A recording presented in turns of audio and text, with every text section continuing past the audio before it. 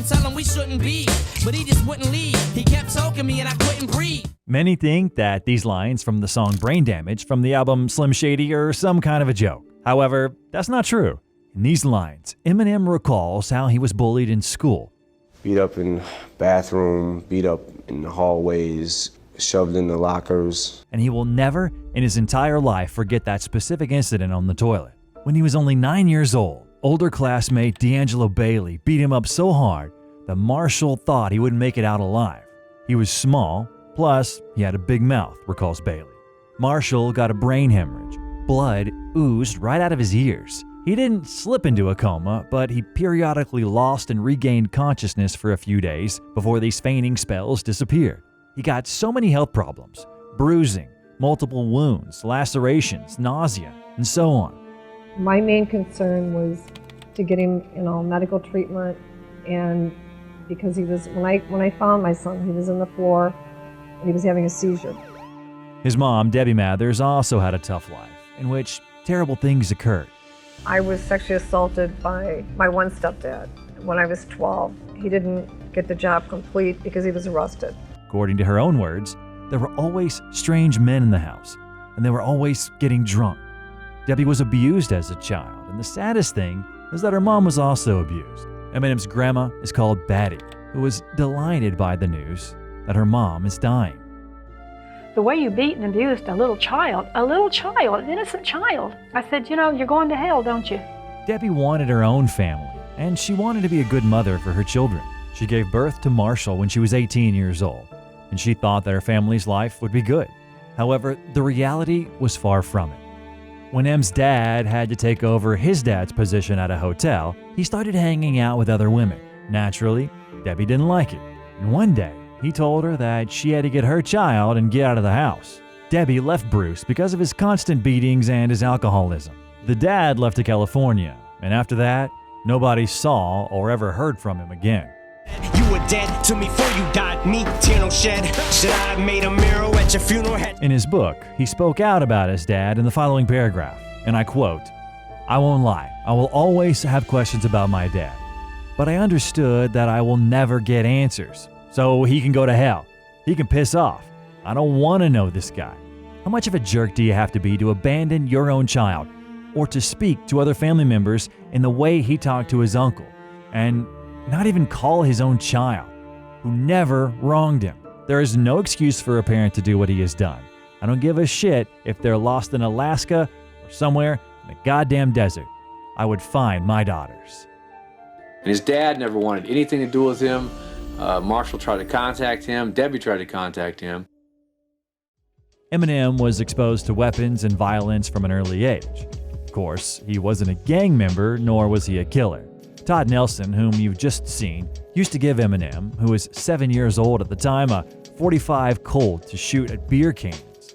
This very Colt was used by Todd to kill a guy in a supermarket parking lot. He was found guilty in the murder of a guy who allegedly molested children. In 2004, and on his birthday, he shot himself, which shocked Marshall. According to M's words, he was a well-intentioned guy who just couldn't function in society. He had one more uncle called Ronald Nelson, even though he was 3 years younger than Marshall. He was always up to some crazy stuff. When he was 7, he burned down Eminem's grandma's house. At 11, he put a hamster in a microwave, and it exploded in there. Apparently, he learned these from Eminem, who also did a similar thing. According to Debbie in her book, "One day I came home to discover his guinea pig wrapped in plastic wrap in the microwave. He's cold. I'm warming him up," Marshall said. "As I switched the oven off, the guinea pig wasn't cold, he was dead." Marshall was distraught as I explained his pet had gone to heaven. He insisted we bury him properly in a shoebox with little holes cut into it so the guinea pig could breathe on his way to the afterlife. Marshall didn't always understand just how delicate some creatures were. It all started when my mother took my bike away, cause I murdered my guinea pig and stuck him in the microwave. In 1992, Eminem went through one of his roughest patches ever. It was all because, at the end of '91, Ronnie shot himself in the head after a breakup with his girlfriend. This upset Marshall so much that he couldn't even go to the funeral. It didn't sit right with him to look at his uncle lying there without a head. I read about your Uncle Ronnie too, I'm sorry. I had a friend kill himself over some who didn't want him. Ronnie did Marshall a huge favor. He introduced him to hip-hop.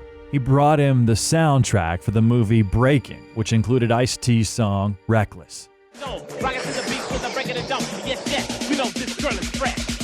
He then started digging deeper in the topic, and when he was 14 years old, he understood that he wanted to become a rapper. And that same year, he met Proof in middle school. I first met Proof with Goofy Gary on the steps at Osborne handing out some flyers. Eminem was taken aback by Proof's kindness toward him. One day, Proof made Marshall get rid of his secondhand moccasins that his mom got him. They had the same shoe size. One day, Proof said, "What the hell do you have on your feet?" He gave him a few pairs of nearly brand new Nikes. This was one of those moments where Eminem wanted to cry from happiness. Proof taught him to stand his grounds and be a man.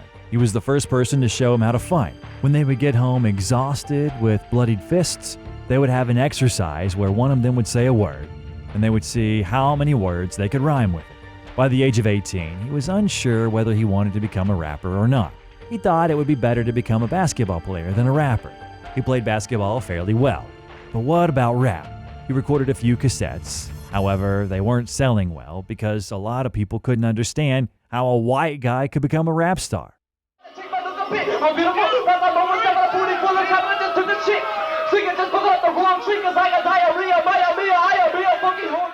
At around the same time, Proof quit his job and decided to dedicate his life to hip-hop. He started hanging out with hip-hop artists, and everybody thought that Proof would be the first to sign a contract for a solo. However, at the age of 20, something happened that could have gotten these two locked behind bars. The whole thing is that sometimes they would shoot at random people in Detroit with paintball guns. One day, they stopped by Wayne State University and went up to the kids who were skating on their skateboards. Proof sneaked up behind one of them and shot him 3 times in the back of his head at point-blank range. Can you imagine how painful that is? And next up came the police sirens. One of the cops beat the crap out of him. One cop pinned Eminem on the lawn while the second pinched his earring and said, "You like wearing earrings, don't you little faggot?" While Proof was forced to eat grass, literally. The cop grabbed a handful of grass and shoved it in his mouth. Then a female cop said they got video cameras. After that, they decided to get them in the car. They didn't want them to be photographed because of the way they looked. After this incident, the guys got rib injuries. As a result, they were sent to 2 Detroit prisons. And while they were there, they found out that one of them also shot someone in the male genitalia. The guy wanted to sue them, and they would have been sentenced for a minimum of 5 years. And of course, they didn't have money for a lawyer. And Eminem said, "Screw that. Here goes our rap career." However, because one of the victims didn't show up in court, Eminem and Proof got away with it. Everything changed when the hip-hop shop opened up. There, and for the first time, Eminem was able to express himself and show that he could rap. People jumped and screamed, and the bosses asked Proof where he found this white guy at. After being humiliated from his early years, he received the love that he had dreamt about. Start from bottom to top and tear this building down, because that's the only way your record shop.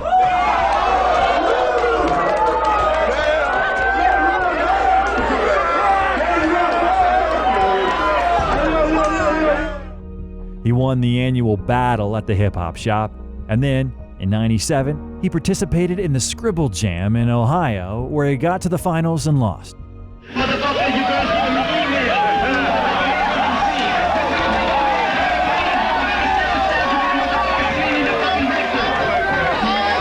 He returned home completely depressed.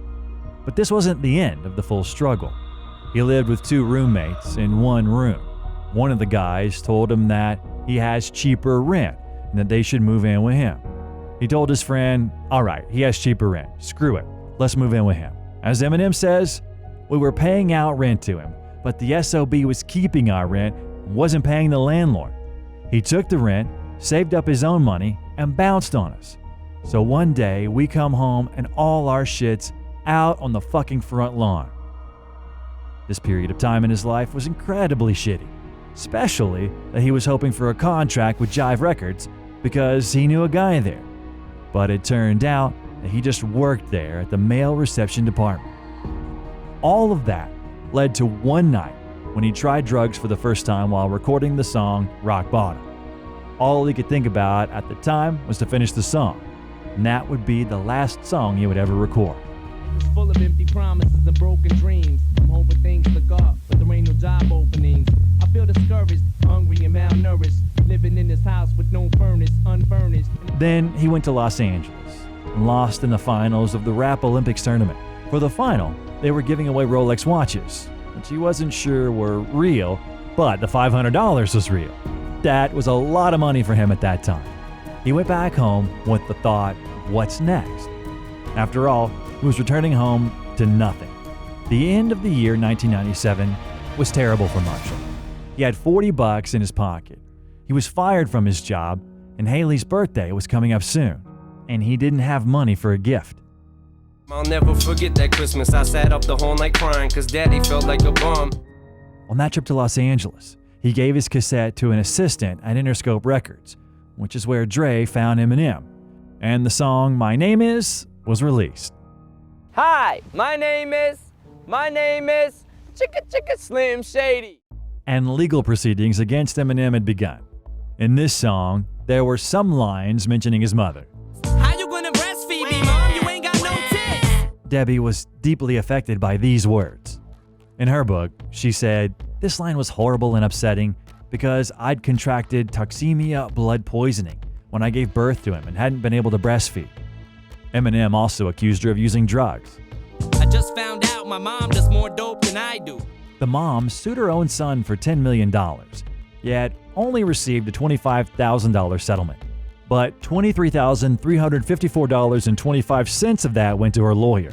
Get ready, cause this is about to get heavy. I just settled all my lawsuits. Fuck you, Debbie! A couple of years later, Eminem released the heartbreaking song Cleaning Out My Closet, in which Eminem recalls the situation when Debbie said that she wishes Eminem would be dead instead of his Uncle Ronald.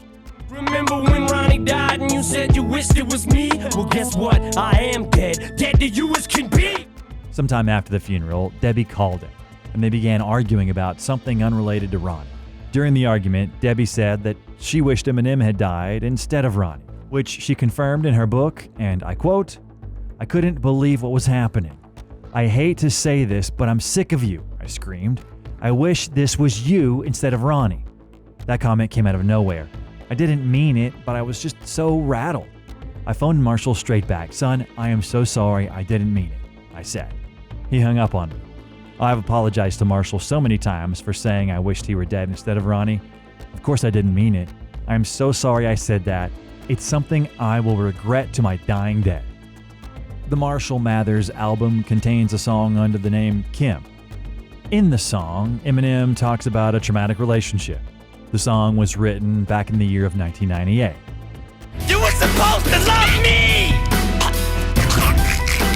Now bleed, bitch, bleed. However, the most intense song in Eminem's career is the song 97 Bonnie and Clyde.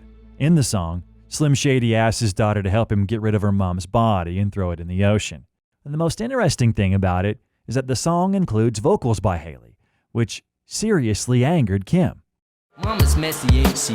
We'll let it wash off in the water and me and you can play by ourselves, can't we? As M's former bodyguard, Big Nas says Kim is Debbie reincarnated. In turn, Debbie says that Eminem often got psychologically abused by Kim. She saw how, one day, Kim took off her shoes and hit Eminem with it, while Marshall stood there and did nothing about it. If they didn't fight for even one day, this would be considered something abnormal by those around them. Generally speaking, it was a serious toxic relationship. Despite their relationship being a total mess, they got married in 1999. However, that didn't make things better.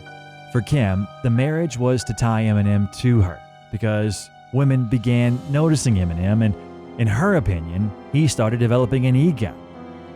In the year of 2000, Kim saw how Eminem made fun of her using a doll pretending that it's her, and she saw the positive reaction he received from the public. I made it home and I could not gather my senses. And I went upstairs in my bathroom and I slit my wrist and ended up in the hospital. She, like Debbie, sued him for $10 million. However, nothing came of it. And who else sued Eminem? The very D'Angelo Bailey who beat Marshall up in the toilet. He wanted to sue him for $1 million. But he was also unsuccessful. The judge, who penned a section of her judgment in rap-like rhyming language, determined that the lyrics were clearly overstated to the public. The lyrics and stories that no one can take as fact. They're an exaggeration of a childish act. Any reasonable person can see that the lyric could only be hyperbole. It is therefore this close ultimate position that Eminem is entitled to summary disposition. The main tragedy occurred in 2006. Eminem had never before felt such intense pain before. And this pain still accompanies him to this very day. The pain that became part of Marshall. On April 11, 2006, Proof was shot 3 times by Mario Etheridge, once in the head and twice in the chest, after a dispute broke out during a game of billiards at the CCC Club on 8 Mile Road in Detroit. A pool game between Proof and Keith Bender turned into a heated argument and then escalated into a physical altercation. Eminem recounted in his book, The Way I Am, how precious Proof was for him. Proof was my key to everything. It was the only reason as to why they stopped beating me up. I won't sugarcoat anything. He was my pass to the ghetto. He stood up for me as if we were brothers. I lived in an attic, but if it weren't for Proof who got me into the rap game, I don't know where I would have been. You definitely would have never heard of me. He was not only able to bring out the talent in me, he also saw the diamond in the rough. This doesn't mean that Proof had no talents. Proof commanded the entire rap music scene in Motor City in the mid-90s. People loved him.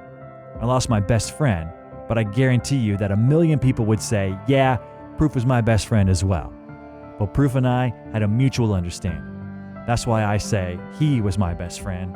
I was his best friend. You telling me this guy's white? This dude's white. Dude. No, sunburn. Sunburn. I'm red. He's red. Because of the death of a close friend of his, Marshall's problems with drug addiction worsened. But luckily, he was able to overcome addiction and lead a sober life. He reconciled with his mom and apologized for everything that he has said about her. But I'm sorry, mama, for cleaning out my closet at the time. I was angry, rightfully maybe so. Never meant that far to... In turn, when Eminem was inducted into the Rock and Roll Hall of Fame, Debbie Mathers barely held back her tears of pride as she congratulated her son on his achievement. Marshall, I could not let this day go by without congratulating you on your induction to the Hall of Fame. I love you very much. I knew you'd get there, and it's been a long ride. He reconciled with Kim in 2006, but they later separated, and they now maintain a friendly relationship with one another. She currently looks like this. In 2022, her mother died, which led Kim to want to end her life by taking pills. However, thankfully, the doctors managed to save her. In a recent interview, she said that now she is clean and feels good after a 45-day stay at a rehab center. She also maintains a good connection with her children and with Eminem as well. To the question of how often they see each other, she responded saying, "Not often, but enough." Good dad, but a bad husband. Upon listening to the album The Slim Shady, you would think, what a repulsive maniac. But after the Marshall Mathers album, you understand that the origins of Slim Shady are in Marshall Mathers' abandoned, rejected, and love-deprived heart that's carrying a huge burden. The abandoned child whom, in the end, became Slim Shady. Eminem is the rapper, Slim Shady will kill you, and Marshall Mathers is the person behind the whole, mask.